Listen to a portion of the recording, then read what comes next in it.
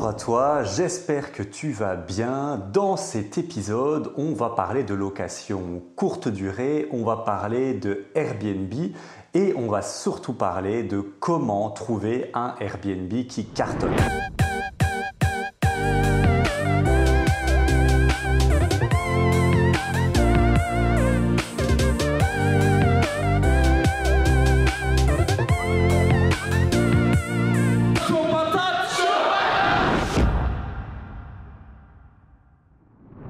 Comment trouver un Airbnb qui cartonne, c'est-à-dire un Airbnb qui génère du cash flow, qui génère de la rentabilité, parce que beaucoup de gens ont envie de se lancer, peut-être toi, mets-le-moi en commentaire si c'est le cas, est-ce que tu veux te lancer cette année dans le Airbnb? Dis-le moi parce que je sais qu'il y en a énormément qui nous posent des questions sur les réseaux, tout ça, et qui disent « Ok, moi je veux me lancer, Florent, mais je ne sais pas comment trouver un Airbnb qui va fonctionner. » Comment être sûr que mes nuitées vont trouver preneur? Comment être sûr que je vais avoir des clients? Eh bien, je te réponds dans cette vidéo, c'est très simple, ça tient en une phrase, c'est faire une étude de marché qui est efficace. Une étude de marché spéciale location courte durée et on va voir ce que c'est concrètement dans cette vidéo parce qu'il y a 3 niveaux. Voilà, je te donne une pépite ici, il y a 3 niveaux. Si le bien que tu regardes et passe là-bas, passe chaque niveau, on va dire, est OK dans chaque niveau, alors c'est bon, c'est un no-brainer, tu peux y aller, fonce. Par contre, s'il passe aucun des niveaux, là, tu pourrais acheter le meilleur bien du monde à 10 000 €, n'espère pas pouvoir l'utiliser en location courte durée. Avant de te dévoiler les 3 niveaux, je te mets quand même en avant un piège qu'il faut absolument éviter quand on fait la location courte durée. La location courte durée, en fait le Airbnb, louer un Airbnb à la nuitée, c'est la stratégie pour le moment en Belgique qui est la plus explosive, la plus agressive au niveau du cash flow, c'est celle qui rapporte le plus d'argent chaque mois dans ta poche. Et le problème de la location courte durée, c'est qu'elle est tellement puissante, elle est tellement agressive et tellement efficace qu'on peut prendre à peu près n'importe quel bien, on peut acheter à peu près n'importe quel bien de manière pas très efficace, une mauvaise négociation, mauvais travaux, tac tac, eh ben c'est pas grave, ça va gommer ces différences. Alors c'est un avantage, quand on n'a pas beaucoup d'expérience, on peut se dire ok, ça va rattraper mes erreurs, mais non, pas du tout. Là où je veux arriver à te mettre en évidence, c'est qu'il y a un gros piège dans la location courte durée type Airbnb. C'est que c'est tellement efficace qu'on peut vite se dire ok, ce bien-là, j'ai même pas besoin de le négocier, de toute façon je vais gagner de l'argent. Non, non, non, non. Ce qu'il faut vraiment retenir, ça c'est la règle numéro 1 quand on achète un Airbnb, le bien que tu vas acheter doit rester rentable, doit en tout cas être minimum du minimum break-even, c'est-à-dire à l'équilibre 0 de gain, 0 de perte, si tu le loues en location classique. Pourquoi? On ne sait pas de quoi demain est fait. Il y a des villes comme Majorque, Paris qui ont interdit, et Barcelone, qui ont interdit du jour au lendemain, pas Paris mais ils sont en train de le faire, et qui ont interdit le Airbnb, voilà, du jour au lendemain. Et donc si ça t'arrive et que tu achètes un bien 50 000 € trop cher parce que tu t'en fous et que tu n'as pas envie de faire l'effort de négocier, tu ne vas pas rire le jour où éventuellement ça pourrait arriver, voilà, il faut être prêt. Et voilà, peut-être qu'à un moment, toi aussi, peut-être tu en auras marre de la courte durée et tu te diras, je vais le repasser en longue durée. Et donc, si tu as acheté trop cher parce que tu te disais oui, non, c'est le mode facile, je peux faire toutes les erreurs du monde, de toute façon, je vais gagner de l'argent, c'est une grosse erreur, c'est le gros piège de la location courte durée. Maintenant, je t'ai expliqué ça, on peut partir dans tout ce qui est les études de marché. Comment savoir que ton Airbnb va cartonner? 3 études de marché, 3 niveaux. Le premier, c'est ce qu'on appelle les hôtels. Les hôtels, les gens ne se sont pas levés un beau jour le matin et ont décidé de foutre un hôtel à un endroit donné. Un hôtel, c'est le fruit de nombreuses études de marché, des business plans, des analyses, des enquêtes, et donc c'est des millions d'euros. Et donc, s'il y a des hôtels dans la région que tu aimerais bien investiguer ou où tu aimerais bien mettre un Airbnb, ça sent bon. Et donc, qu'est-ce qu'il faut regarder? Déjà, il faut regarder l'emplacement de l'hôtel. Est-ce qu'il y a de la demande dans la région? Très important. Le nombre d'hôtels dans la région. S'il y en a un qui s'est perdu et qu'il a 10 chambres, ce n'est pas un indicateur valable. Par contre, si tu vois qu'il y a 3, 4, 5 hôtels, des gros hôtels, Là, il y a peut-être quelque chose. Là, il y a peut-être quelque chose à faire, ça vaut le coup. Là, ça pourrait être une première validation. Le nombre de chambres, bien évidemment, s'il y a 2 hôtels mais qu'ils ont 2 chambres, enfin 10 chambres chacun, c'est pas énorme. Par contre, si tu en as 2 et qu'ils sont en tout 60, 70, 100 chambres, c'est quand même pas mal. Et puis la catégorie d'hôtels. S'il y a beaucoup d'hôtels très moisis, très bas de gamme, très low, comme on dit hôtel Formule 1, ben c'est une bonne nouvelle pour toi. Avec un peu de haut de gamme, quelque chose d'un peu correct, bien décoré, tu pourras aller concurrencer ces hôtels-là assez facilement. Et tu peux déjà voir les prix pratiqués. Tu peux voir aussi les prix pratiqués par les hôtels. Donc ça te donne déjà, bien évidemment, des indications. Là, ici, les 3 méthodes que je te donne, ça va être des pépites pour pouvoir savoir est-ce que mon Airbnb va marcher, mais tu vas aussi prendre des informations sur les concurrents, sur ce qui marche moins bien, les prix. Et donc, ça va t'aider aussi dans ce qu'on appelle ton étude de rentabilité, étude de cash flow, calcul de cash flow. Ça aussi, c'est très important. Et puis le taux d'occupation mensuel ou annuel, parce que c'est bien beau d'avoir un hôtel, mais s'il ne marche pas et qu'en fait il est au bord de la faillite, c'est pas fameux. Et ben ça, tu peux aller trouver en général à l'hôtel de ville à l'office du tourisme plutôt de la région que tu es en train de cibler. Ça peut se demander. Ils ne le donnent pas tous, mais certains sont OK de divulguer ces chiffres-là. C'est des chiffres en général qui sont assez publics. Donc le niveau 1, les hôtels. Si ton Airbnb que tu es en train de regarder dans la région, imaginons, je sais pas, les Ardennes, il y a quelques hôtels dans le coin, on va prendre Durbuy, l'exemple facile, eh ben ça sent bon, ça sent bon. C'est que déjà, on est sur une bonne lignée. Mais pour moi, c'est les 2 niveaux restants qui sont les plus importants et tu vas comprendre pourquoi. Le niveau 2, pour moi, c'est le plus important. Pourtant, il est tout bête. Il est tout bête. Ce n'est pas de l'ingénierie ou quoi. C'est simplement regarder tes concurrents. Je suis désolé de te le dire, mais les gens n'ont pas attendu que tu décides d'investir pour faire de l'argent. Ils en font depuis des années, des dizaines d'années, et il y en a qui sont très bien implantés. Et donc, ce que je vais t'inviter à faire dans le niveau numéro 2, c'est d'aller voir tes concurrents, d'aller espionner tes concurrents sur Airbnb, sur Booking dans la région donnée. Si, quand tu regardes, par exemple, imaginons un bien du côté de Charleroi, tu vois qu'il n'y a aucun Airbnb, c'est une bulle, est-ce qu'à ton avis, c'est un bon indicateur? Je te pose la question, je te laisse y réfléchir.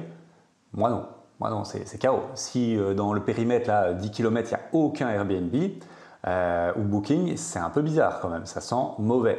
Mais je peux te dire, va faire cet exercice-là à Durbuy, à Dinan, à Namur, tu vas voir le nombre d'Airbnb et de Booking qu'il y a.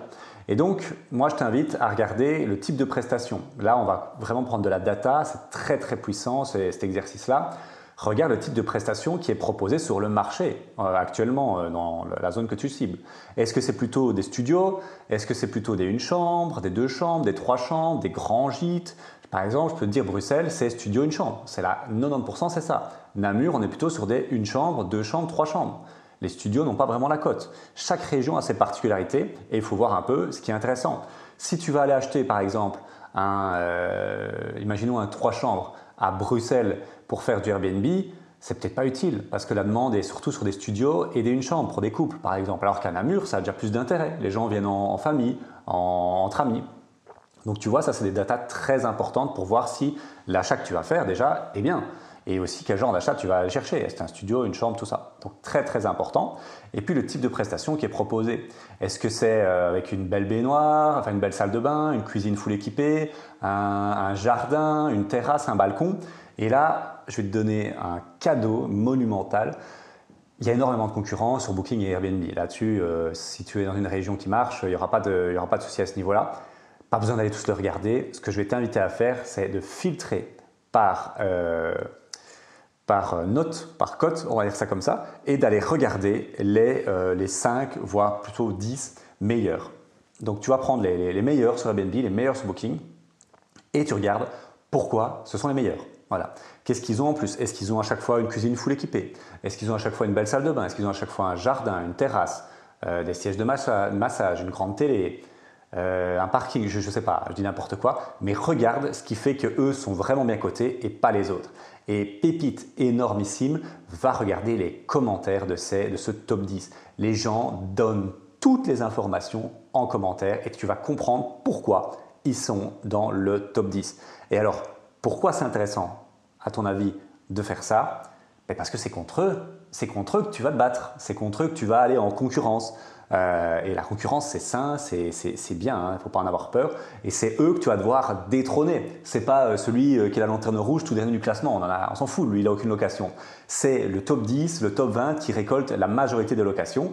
C'est logique, quand tu vas regarder dans un resto, une région que tu ne connais pas, est-ce que tu vas aller chercher la lanterne rouge qui a 4 ou 3,5 ou est-ce que tu vas aller chercher le restaurant qui a 4,7, 4,8, 4,9 sur 5? Je pense que c'est assez facile à répondre. C'est la même chose pour les futurs locataires. Donc, tu vas devoir concurrencer ces gens-là. Donc, va voir les commentaires clients. Et pour voir le taux d'occupation et le prix à la nuitée, tu fais des fausses réservations. Tu fais semblant de faire une réservation et tu verras un peu les prix affichés. Très, très important. Et petite info aussi, n'aie pas peur sur Airbnb et Booking. Dans ce monde de la location courte durée, on a ce qu'on appelle une fenêtre à 1 mois et demi, voire 2 mois. C'est-à-dire que moi, mes locations, elles sont, j'en ai énormément. On va dire si je suis en début février, tout le mois de février et jusqu'à mi-mars. Donc, ne fais pas des fenêtres de tir trop loin. Si tu mets 6 mois à l'avance, tu vas te dire « Oh, il n'y a personne qui a des réservations ». Non, 1 mois à l'avance, 1 mois et demi. C'est la fenêtre de tir, c'est tout à fait normal. C'est le principe de la location courte durée. Voilà, c'est comme ça. Et donc, et pour voir les prix, c'est assez simple. Tu regardes, tu fais des fausses réservations. N'inclus pas les frais de ménage. Ils ne sont pas pour toi, ils sont pour la femme de ménage.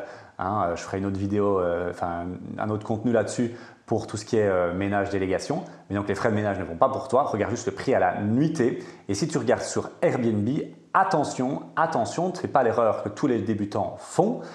Le prix à la nuitée n'est pas le prix que tu vois sur Airbnb. Parce qu'en tant que client vacancier, tu vas payer ce qu'on appelle une taxe, un supplément, c'est comme ça qu'Airbnb se rémunère, de 15%. Par exemple, moi je mets ma nuitée à 100 €, tu la mets à 100 €, toi en tant que vacancier, client, fausse réservation, on a compris, tu ne vas pas avoir 100 € la nuitée, mais tu vas avoir 115, 120. Il y a une majoration de 15-20%. Ces 15-20%, tu dois les retirer pour avoir le vrai prix à la nuitée. Sinon, ton calcul est totalement faux. Tu vas croire que tu as le deal du siècle parce qu'il est majoré de 15-20%, alors qu'en fait, ces 15-20%-là vont aller chez Airbnb. Avec Booking, il n'y a pas ce problème-là. Booking, c'est dans un autre sens. Donc voilà, c'est un peu technique ici, mais on n'est pas à rentrer là-dedans. Mais donc, fais des fausses réservations pour voir et va regarder le top 10 parce que c'est lui que tu vas devoir aller chercher. Niveau 2, très très important. Et puis le niveau 3. Le niveau 3, c'est ce qu'on appelle un data analyst, on va dire ça comme ça, c'est rdna.co. rdna.co. AIRDNA.co. Là, c'est en fait un outil qui est en communication avec Airbnb et VRBO, qui est un concurrent d'Airbnb et de Booking, et qui va prendre toutes les datas de Airbnb et qui va te les mettre et tu vas les offrir sur un plateau. Donc là, dans le niveau 2, on était plutôt sur une analyse qualitative avec une dizaine de logements maximum. Là, sur RDNA, tu vas voir tous les Airbnb d'une région donnée. Alors, c'est payant. Mais je t'invite à prendre l'abonnement pour 1 mois et puis après te désabonner. Mais c'est une folie. Tu vas pouvoir voir combien les gens ont le taux d'occupation réel parce qu'il est connecté avec les vraies datas d'Airbnb. Tu vas pouvoir voir leur prix, tu vas pouvoir voir ce qu'ils ont et tu vas pouvoir avoir aussi un état des lieux. Par exemple, Namur, il y a 2000 Airbnb sur Namur qui marchent actuellement. Tu vas pouvoir voir ceux qui sont loués de 0 à 90 jours, de 90 à 180, de 180 à 360. C'est une mine d'or d'informations et tu vas pouvoir voir ce qui est proposé, les choses qui marchent le mieux et tu vas pouvoir voir aussi, tu vas pouvoir analyser les concurrents. Pour moi, RDNA, c'est la limite de l'espionnage industriel, c'est tellement puissant, c'est tellement efficace et tu vas pouvoir regarder les concurrents simplement. Donc c'est très très puissant. Par contre, il y a il y a une inondation de data, on va dire ça comme ça. Là, on est vraiment sur du qualitatif. Alors c'est pour ça que moi je te dis de combiner les 3 niveaux bien évidemment, mais surtout le niveau 2, le niveau 3 qui sont pour moi les 2 plus puissants et de vraiment les faire parce que RDNA, il y a trop de data, c'est trop compliqué à gérer, ça prendrait trop de temps, mais c'est pour avoir une vue d'ensemble globale. Alors que les concurrents, là tu vas pouvoir vraiment voir une analyse qualitative de qu'est-ce qui marche vraiment, qu'est-ce que les gens aiment dans l'espace commentaire, tout ça. Donc pour moi, il faut combiner les deux. Et petit tips, sur AirDNA, si tu prends l'abonnement payant, tu pourras voir carrément le top 10, aller voir un peu leur taux d'occupation, le prix à la nuitée, comment ça marche depuis plusieurs années. Donc c'est vraiment l'espionnage industriel. Et donc tout ça pour conclure, si tu combines ces 3 niveaux-là, qu'est-ce qui se passe? Eh bien c'est jackpot. Si ton Airbnb fonctionne, cartonne dans ces 3 niveaux-là, ben c'est bon. Après, pour moi, le moins important, c'est les hôtels. Si l'hôtel, bon, il n'y en a qu'un seul, voilà, mais qu'il y a plein d'Airbnb, que AirDNA te dit qu'il y a plein d'Airbnb, que tu vois plein de bons concurrents qui ont des super notes, vas-y fonce pour moi. Par contre, si dans la région que tu cibles, il n'y a quasi pas d'Airbnb, AirDNA, il y en a très peu et il n'y a pas beaucoup d'hôtels, pour moi, ça c'est red flag, on n'y va pas, on ne touche pas, même avec un bâton. Et j'entends voir une objection qu'on m'a déjà posée. Oui, mais moi, je suis dans une région où ça marche. Je sais que ça marche, mais les gens ne sont pas sur Airbnb et Booking. Ben alors, c'est quand même bizarre parce qu'Airbnb Booking, c'est les leaders mondiaux de la location courte durée. Pourquoi? Si dans la région, ça marche si bien que ça, les gens n'y sont pas. Ils ne sont pas quand même débiles, les gens, de ne pas se mettre sur Airbnb et Booking et perdre de l'argent. C'est quand même assez dommage. Parce que parfois, il y a des régions, les gens disent « oui, mais moi, je vois dans ma région, ça a l'air de bien marcher, mais je ne vois pas d'Airbnb et Booking ». Ben alors, c'est juste une intuition et une intuition, ça vaut rien. Voilà, une intuition. Ici, on est vraiment dans du concret, dans de l'objectif. Si dans la région, il n'y a pas d'Airbnb qui fonctionne et que tu n'en vois pas sur les sites d'annonces, ce n'est pas un bon indicateur. Voilà. Après, ça existe. Des gens qui sont là depuis 25 ans, qui ont leurs clients habituels, ok. Mais toi, tu vas arriver dans le game, tu ne connaîtras personne, personne ne te connaîtra. Pourquoi les gens viendraient chez toi alors que tu ne fais aucune publicité? Ça reste du business, Airbnb et Booking. La courte durée, c'est un mini-business. Donc, si tu n'as pas de gens qui voient ton annonce, tu n'auras pas de clients. Si tu n'as pas de clients, tu n'as pas de rentabilité. Donc voilà, cette petite objection, je voulais la détruire au shotgun, on va dire ça comme ça, parce que je l'ai déjà eu dans des ateliers qu'on organise dans nos bureaux à Zaventem. Et voilà, c'est un peu ça l'idée. Donc, je vois qu'il y a mon téléphone qui sonne, c'est pas bien grave. On va terminer la vidéo ici. Écoute, j'espère que ça t'a plu, j'espère que tu sais désormais maintenant comment trouver un Airbnb qui cartonne. Et voilà, le téléphone est fini. C'est les aléas du direct, on va dire ça comme ça. Mais maintenant que tu sais comment trouver un Airbnb qui cartonne, il n'y a plus qu'à se lancer à faire des visites, à faire des recherches. Tu valides la région, c'est très simple avec les 3 niveaux. Quand la région est validée, tu cherches dans la zone que tu as définie et tu fais une offre, bien évidemment. Maintenant, il reste un deuxième facteur qui va te bloquer et qui bloque tout le monde, c'est comment est-ce qu'on calcule la rentabilité. C'est bien beau de savoir que ça va marcher, mais maintenant, il y a un autre calcul qui est encore beaucoup plus important pour moi, c'est comment ça va marcher. Ça, on en discutera dans un prochain épisode. Merci de m'avoir écouté et on se retrouve très bientôt. Ciao, ciao. Merci d'avoir regardé cette vidéo. Si tu veux te lancer dans l'immobilier et tout savoir sur l'immobilier en Belgique en 2024, j'ai une très bonne nouvelle pour toi. J'ai créé une communauté 100% gratuite dédiée à l'immobilier en Belgique. Je balance des formations, je lance des lives chaque semaine et surtout, il y a un onglet communauté où je réponds à toutes tes questions. Si ça te parle, il suffit de cliquer sur le lien dans la description, dans la vidéo pour nous rejoindre. C'est 100% gratuit et la valeur est au rendez-vous. Merci encore et à très bientôt. Ciao, ciao.